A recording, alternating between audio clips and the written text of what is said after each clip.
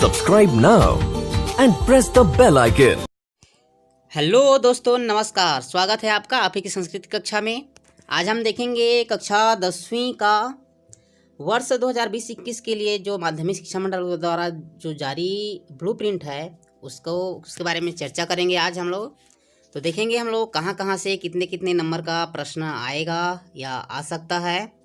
तो चलिए प्रारंभ करते हैं। चैनल में नए हैं तो चैनल को सब्सक्राइब कर लीजिए और वीडियो अच्छा लगे तो दोस्तों के साथ शेयर भी कर दीजिएगा और लाइक करना ना भूलें। तो चलिए प्रारंभ करते हैं।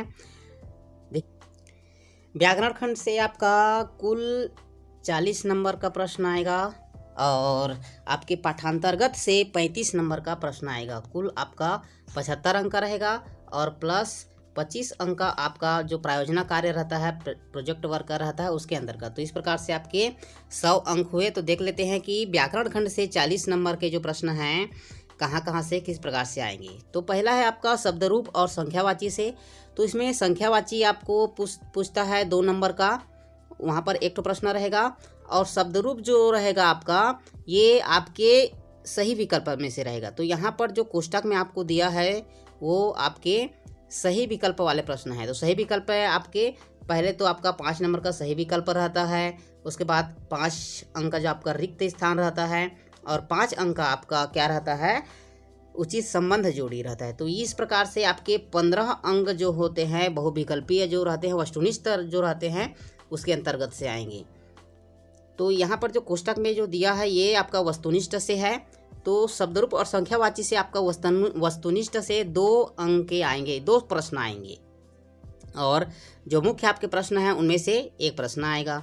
तो शब्दरूप आपका संख्यावाची आपको 2 ठो आता है वहाँ पर लिखने के लिए और शब्दरूप में से जो आपका 2 ठो प्रश्न इसमें से आएगा आपके वस्तुनिष्ठ प्रश्न में से आएंगे। उसके बाद आते हैं दूसरा है धातु रूप में से। तो आपका अव्यय और धातु रूप में से आपके 5 अंक कुल आएंगे। तो उनमें से आपका 3 अंक का रहेगा आपका धातु रूप रहेगा, जिसके देख ले। इसके बाद देखेंगे कि हम लोग धातु रूप कहाँ से किस प्रकार से आएगा उसी को। और अव्यय में से आपका 1 अंक का 2 ठो आएगा, 2 ठो रहेगा। तो उसमें से आप धातु रूप और अव्यय में से 2 आपके बहुविकल्पीय रहेंगे और एक जो रहेगा आपका मुख्य प्रश्न रहेगा। तो मुख्य प्रश्न वही आपका धातु रूप से रहेगा, जिसमें से आपको 3 ठो लिखने की रहेगा धातु रूप। और अव्यय जो रहेगा वो आपका बहुविकल्पीय में रहेगा अव्यय जो है। उसके बाद है तीसरा नंबर में से। तो तीसरा नंबर में से आपके बहुविकल्पीय में से 1 रहेगा और आपका मुख्य प्रश्न में 1 रहेगा। तो उसमें से देखिए संधि आपके 2 प्रकार से पूछ सकता है। एक तो पूछेगा आपको संधि दिया रहेगा और संधि विच्छेद करने की बोलेगा, जैसे कि को अपि। तो को अपि का संधि विच्छेद करना है, कह धन अपि क्या है, विसर्ग संधि है। या तो दे सकता है को अपि, को कह धन अपि दिया रहेगा और बोलेगा कि ये इसको संधि करके नाम लिखिए। तो लिखना आपको को अपि विसर्ग संधि। तो इसी प्रकार से संधि समास इसमें इसी प्रकार से 2 प्रकार से प्रश्न पूछे जा सकते हैं। एक तो संधि दिया रहेगा, संधि विच्छेद करना है, नाम लिखना है।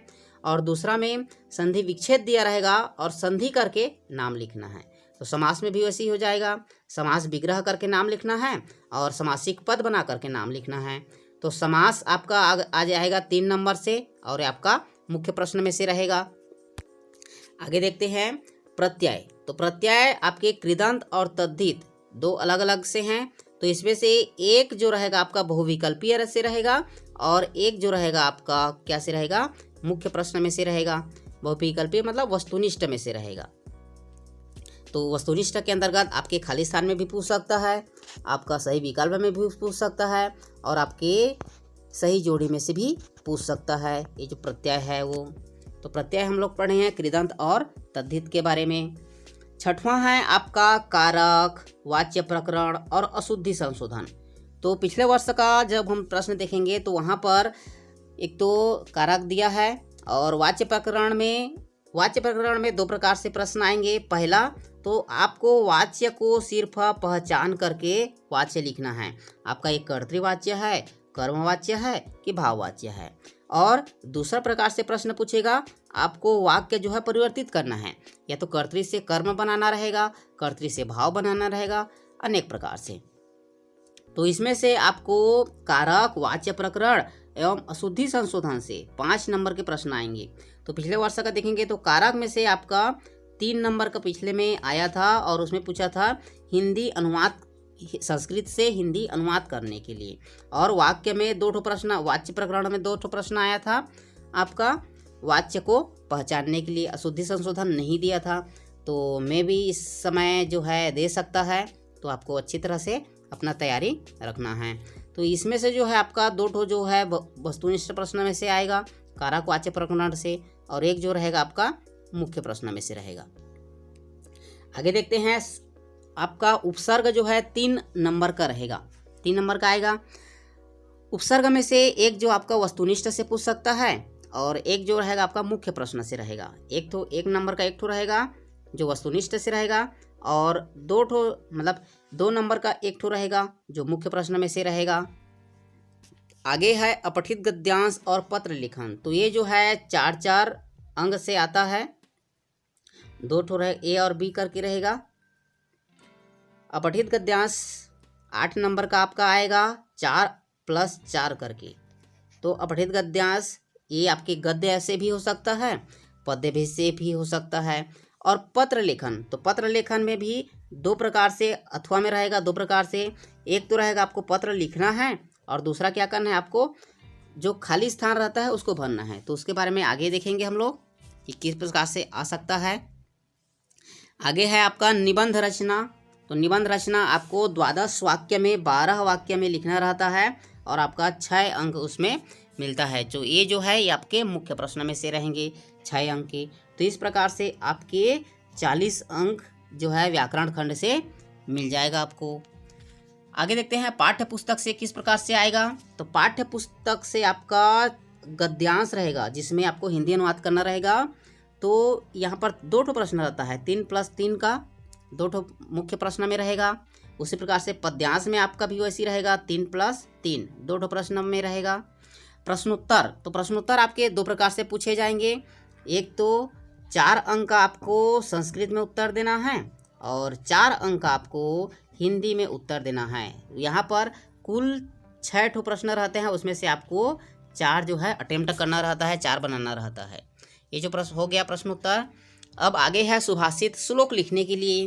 तो सुभाषित श्लोक लिखने के लिए यहाँ पर आपको 2 सुभाषितानी पाठ का श्लोक लिखना है जो कि उस प्रश्न पत्र में न आया हो। और सूक्ति, तो सूक्ति आपको 4 लिखना है, वो भी अर्थ के साथ लिखना है। और पाठ के अंतर्गत से आपका वस्तुनिष्ठ से कुल 6 अंक आएंगे, कुल 6 अंक वस्तुनिष्ठ से पाठांतर्गत से आएंगे। तो इस प्रकार से आपके कुल जो है 75 अंक का हो गया, 40 अंक का आपका व्याकरण खंड से और 35 अंक का आपका पाठांतर्गत से। तो उसमें से आपके 15 वस्तुनिष्ठ प्रश्न रहेंगे और जो कि एक नंबर के देखिए यहाँ पर है, एक नंबर के 15 प्रश्न रहेंगे आपके सही विकल्प में से रहेंगे। और सही विकल्प, रिक्त स्थान और सही जोड़ी इसमें से रहेंगे। और 17 आपका मुख्य प्रश्न रहेगा।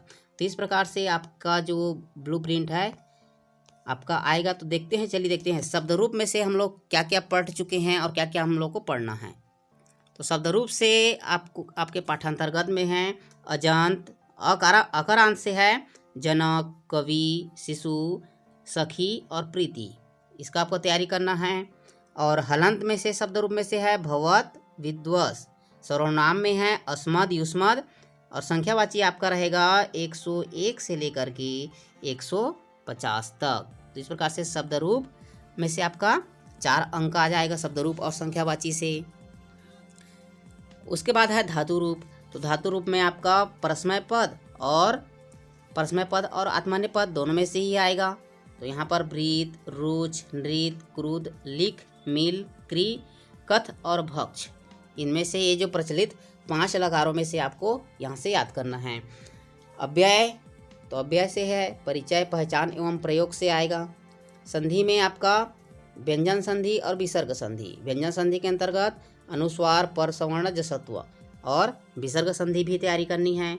समास में से समास एवं समास के भेद, द्विगु समास, द्वंद्व समास और बहुव्रीहि समास। उसके बाद प्रत्यय में ये तद्धित प्रत्यय से त्व, तल, ठक और स्त्री प्रत्यय के अंतर्गत टाप और डीप।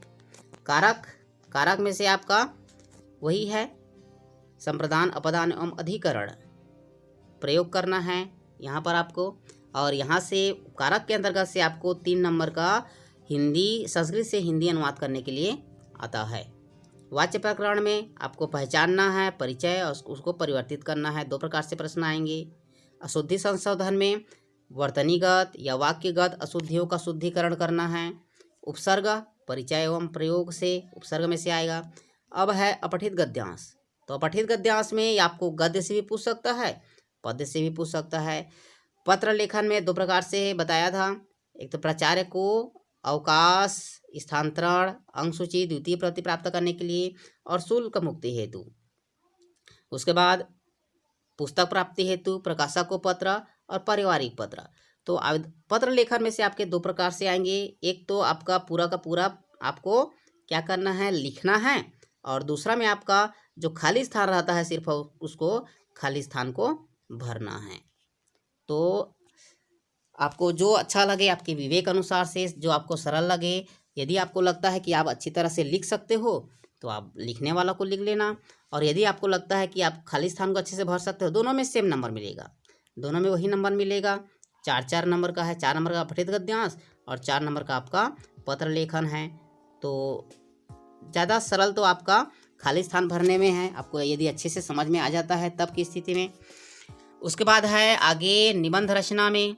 तो निबंध रचना में सदाचार है, महापुरुष है, जिसके अंतर्गत आपका सुभाष चंद्र बोस जी का है। आपके में कोई भी पर्व है, क्रीड़ा है, कवि, मम प्रदेश है, पर्यावरण, ग्राम्य जीवनम और दिनचर्या से संबंधित निबंध आपको रचना करना है।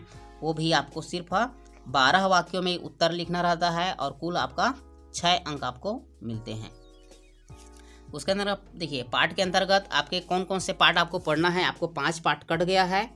तो वार्तालाप, संवाद है, आपका विलासा है, यक्ष द्विषित संवाद, सुभाषतानी, स्वामी आत्मानंद, परिवारः लघु एव वरम, विचित्रः साक्षी और यात्रा मंगलम प्रति। तो इन 8 पाठों की तैयारी आप लोगों को करनी है। बाकी जो आपके 5 पाठ बचे हैं उसको आपको नहीं देखना है।